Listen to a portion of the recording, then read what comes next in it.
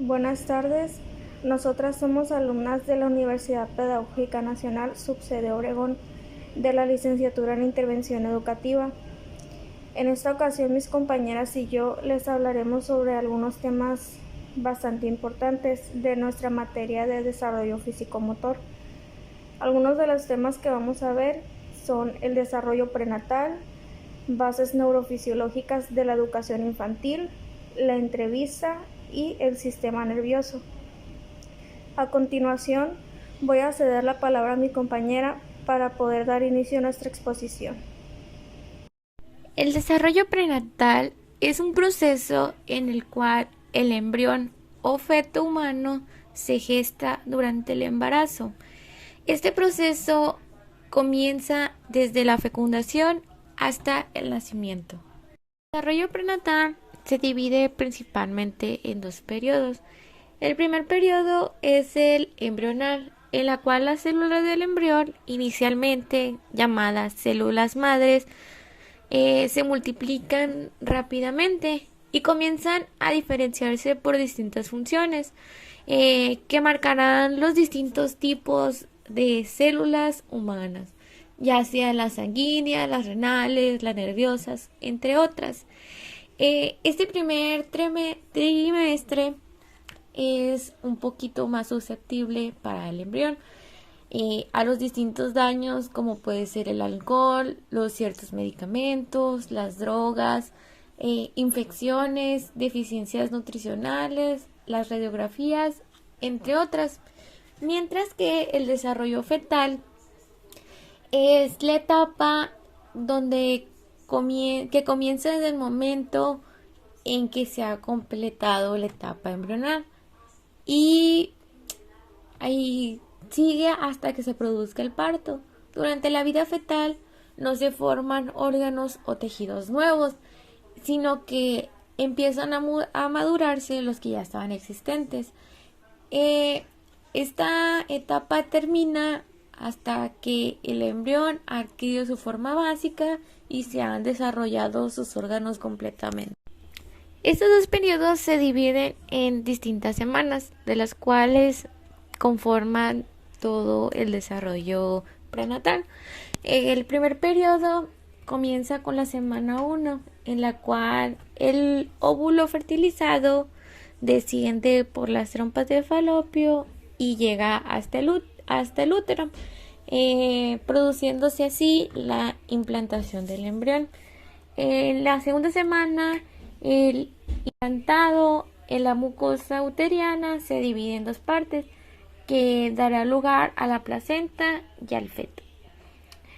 En la tercera semana, el tubo digestivo comienza a desarrollarse. En la cuarta semana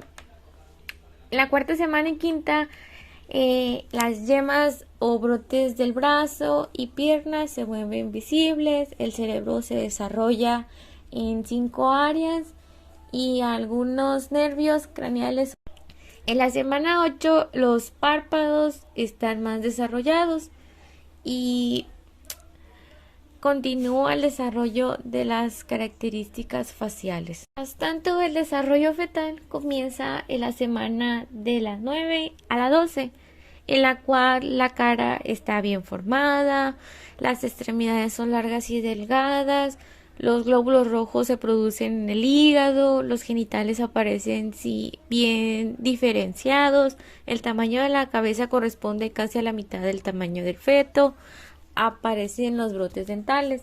De la semana del 13 al 19, el feto tiene una longitud craneal caudal de más de 3 pulgadas. Comienza a crecer el cabello. En los fetos de sexo masculino comienza a desarrollarse la próstata y en los fetos de sexo femenino los ovarios comienzan a bajar del abdomen al área pélvica y ya está formado el paladar. En la semana del 20 al 23 la piel cubre todo el cuerpo, aparecen las cejas y las pestañas, aparecen las uñas de las manos y de los pies. La madre puede sentir el feto moviéndose, los latidos cardíacos fetales. Buenas tardes, me presento. soy Sugeya Mavisca y les hablaré sobre las bases neurofisiológicas de la educación infantil. Aquí hablamos sobre algunas de las investigaciones que se realizaron respecto a este tema. Algunas de ellas es como la que realizó la psicóloga rusa Ladyina Coats, quien crió un bebé chimpancé en las propias condiciones de vida y educación en las que ella crió a su hijo durante los primeros 3 años de vida. También a base de la investigación del psicólogo indio Reed Snig, quien en las primeras décadas del siglo XX dio a conocer el caso de las niñas lobo, que fueron llamadas Kamala y Amala. Posteriormente, confirmado por un caso similar tan cercano como 1986, en el que el mundo conoció la muerte de Ramu, que fue un preadolescente también sometido a semejantes condiciones salvajes. Esto nos ha permitido establecer 2 conclusiones que son fundamentales. Número 1, sin la existencia de un cerebro humano no es posible el surgimiento de cualidades psíquicas humanas. Y número 2, el cerebro humano por sí mismo no determina el surgimiento de las cualidades psíquicas humanas. Ahora voy a ceder la palabra a mi compañera Dana Medina, que continuará con información sobre este mismo tema. Gracias. Hola, buenas tardes, yo soy Dana Medina. Para concluir con el tema de bases neurofisiológicas de la educación infantil, voy a darles a conocer 3 puntos de los cuales este tema se basa y son de suma importancia. El primer punto nos dice que el sistema nervioso recibe impulsos dando respuestas precisas, propician la actividad eléctrica de las neuronas y pueden incrementar la biosíntesis de proteínas. El segundo punto, el aprendizaje implica cambio no solo en la conducta, sino también en la estructura, en la función de composición de las neuronas. Y por último, el sistema nervioso central es más plástico cuando es joven y es precisamente en el primer año de vida cuando tiene una mayor plasticidad. Buenas tardes, su servidora Brenda Valencia les va a hablar sobre un tema que vimos en este parcial. El tema es la entrevista. ¿Qué es una entrevista? Una entrevista es un diálogo en la que la persona, en este caso que es el entrevistador, hace una serie de preguntas a otra persona, que sería el entrevistado, y esto es con el fin de conocer mejor sus ideas, los sentimientos y la forma de actuar ante un tema de interés que tiene el entrevistador. Vamos a hablar sobre algunas características importantes que contiene una entrevista. Número 1. Una entrevista puede ser cuantitativas o cualitativas. Número 2. Las entrevistas pueden ser cara a cara, puede ser por teléfono o por medios digitales. Número 3. También deben ser grabadas en un video, puede ser audio o a través de toma de notas. Número 4. Las preguntas siguen una secuencia, desde las más fáciles hasta las más complicadas. Número 5. Las preguntas deben ser neutras, cortas y puntuales. Y por último, se habla de que existe una relación interactiva entre el entrevistado y el entrevistador.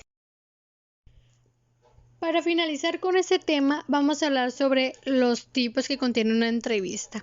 En este caso, vamos a hablar sobre 3 tipos principales de la entrevista. Número 1, la entrevista laboral. En la entrevista laboral se habla de que son entrevistas que realizan con algunos procesos para la selección del personal, con el fin de hallar al candidato más capacitado al puesto que se está solicitando, ya que con esto son para las necesidades que tiene la empresa. El segundo es la entrevista periodística. En esa se habla que es el diálogo que mantiene un periodista con una persona o puede ser con un grupo de personas y tiene el fin de obtener datos de interés para una investigación periodística. Número 3, que sería la entrevista psicológica. En esa se habla de que se utilizan para poder recabar datos sobre la vida del paciente y los motivos de consulta. Hola, mi nombre es Gladys Ochoa Zazueta y vengo a hablarles acerca del tema del sistema nervioso. Primeramente, ¿a qué se le llama sistema nervioso? Se le llama sistema nervioso ya que está compuesto por conjuntos de órganos sensoriales, por vías nerviosas y por centros de procesamientos que ayudan en nuestro sistema. ¿Cómo interpreta nuestro cuerpo la información? Pues la interpreta mediante lo que vemos y lo que escuchamos, es donde puede captar la información para después nuestro mismo cerebro es el que envía una orden a nuestras manos para que podamos escribir, entre otras cosas. Además, el corazón es un músculo que no es controlado de forma consciente, al igual que los músculos de las vísceras y de las glándulas. Le cederé la palabra a mi compañera Leslie Sayas. A continuación, su servidora Leslie Sayas les va a hablar qué regula el sistema nervioso. Bueno, primeramente, como se puede observar, nuestro organismo tiene funciones ya sean voluntarias o no, por lo cual eso es lo que regula el sistema nervioso. De esta manera comienza con recibir información para luego elaborar una respuesta y así producir algún efecto. Para su estudio se divide en dos partes.